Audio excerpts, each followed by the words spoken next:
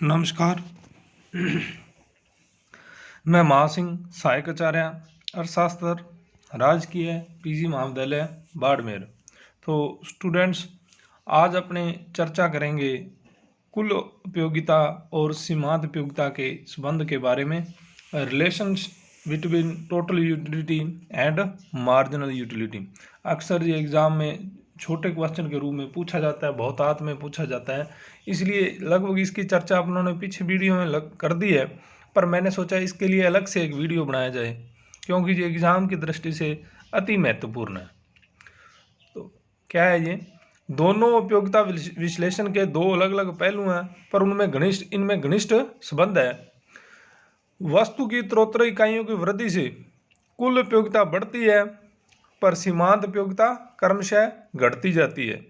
जब तक सीमांत उपयोगिता धनात्मक होती है, कुल उपयोगिता बढ़ती है। सीमांत उपयोगिता शून्य होने पर कुल उपयोगिता अधिकतम होती है। यह पूर्ण संतुष्टि का बिंदु, पॉइंट ऑफ सैटिस्फैक्शन होता है। पर जब सीमांत उपयोगिता ऋणात्मक हो जाती है, तब कुल उपयोगिता भी कम होने लगती है, जैसा कि पूर्व सारणी व रेखा चित्र से स्पष्ट है। वो अपने अभी देखते हैं। जब कुल उपयोगिता वक्र उच्चतम बिंदु पर पहुंचता है, तब सीमांत उपयोगिता शून्य होती है, अथवा कुल उपयोगिता अधिकतम होने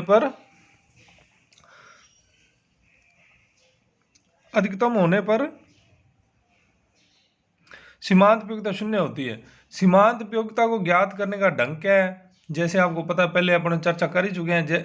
जैसे ऊपर बताया जा चुका है, सीमांत उपयोगिता किसी वस्तु की सीमांत इकाई की उपयोगिता को प्रदर्शित करती है। इसे ज्ञात करने का ढंग इस प्रकार है। सीमांत उपयोगिता क्या होती है? कुल उपयोगिता में परिवर्तन, वस्तु की एक इकाई में परिवर्तन। चेंज इन टीयू बटा में चेंज इन एन। मतलब आप सीमांत उपयोगिता की डेफिनेशन क्या है? एक अतिरिक्त इकाई का भोग बढ़ाने से कुल उपयोगिता में जो परिवर्तन आता है वही है। और आगे ये आ गया, भारशील सीमांत उपयोगिता ज्ञात करने के लिए सीमांत उपयोगिता में उस वस्तु के मूल्य का भाग दे दिया जाता है। वही है भी, जो सीमांत उपयोगिता एक्स की जो सीमांत उपयोगिता है, उसको उसकी प्राइस से आप डिवाइड कर दोगे तो आप भारशील सीमांत उपयोगिता ज्ञात कर सकते हो। भी इसमें तीन चीजें ध्यान रखने वाली है कुल उपयोगिता और सीमांत उपयोगिता के संबंध के बारे में।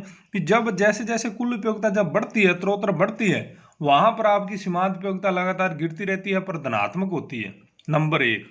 नंबर दो, जब आपकी कुल उपयोगिता जहां जिस बिंदु पर अधिकतम होगी, वहां सीमांत उपयोगिता शून्य होगी।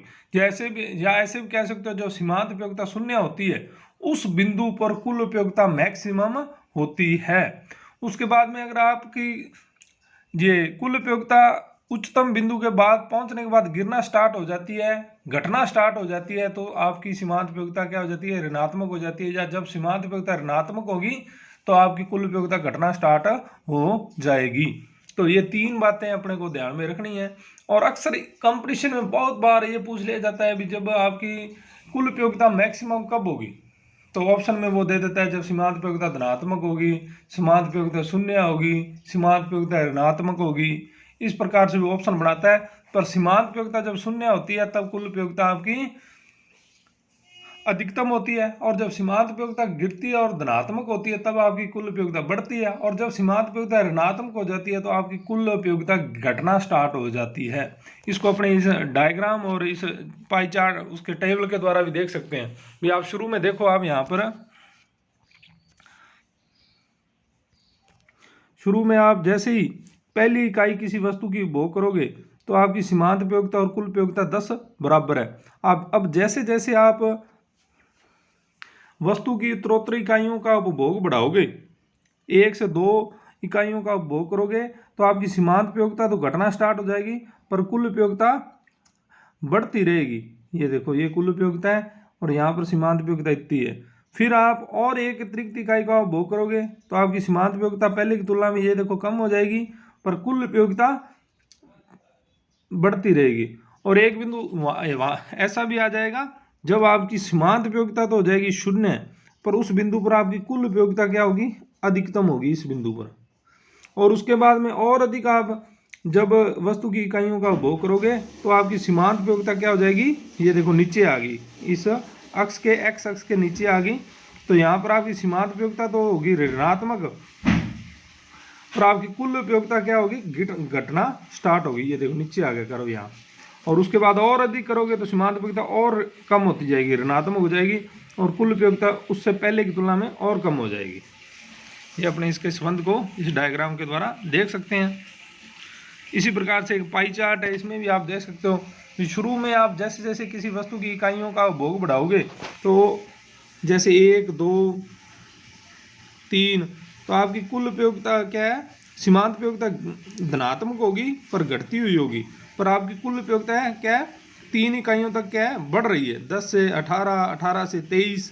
फिर आप और अधिक चौथी इकाई का उपभोग करोगे तो आपकी सीमांत उपयोगिता 0 हो जाएगी, पर इस बिंदु पर आपकी कुल उपयोगिता क्या होगी, अधिकतम होगी 23। ये देख सकते हो आप। और उसके बाद और अधिक इकाइयों 5वीं और 6ठी इकाई का उपभोग करोगे तो आपकी सीमांत उपयोगिता तो हो जाएगी ऋणात्मक। ये देखो, और कुल उपयोगिता क्या हो जाएगी, घटना स्टार्ट हो जाएगी 23 से 21, 21 से 15। ये इसमें संबंध है। दोबारा एक बार और मेंशन कर दूं, शुरू में आपकी क्या होती है, सीमांत उपयोगिता घटती है पर धनात्मक होती है, तो उस बिंदु तक तो आपकी कुल उपयोगिता बढ़ती है। फिर जब सीमांत उपयोगिता 0 हो जाती है, उस बिंदु पर कुल उपयोगिता अधिकतम होती है, और उसके बाद अगर और अधिक इकाइयों का उपभोग करोगे तो आपकी सीमांत उपयोगिता ऋणात्मक हो जाएगी, और कुल उपयोगिता क्या होगा, कुल उपयोगिता आपकी घटना स्टार्ट हो जाएगी। धन्यवाद।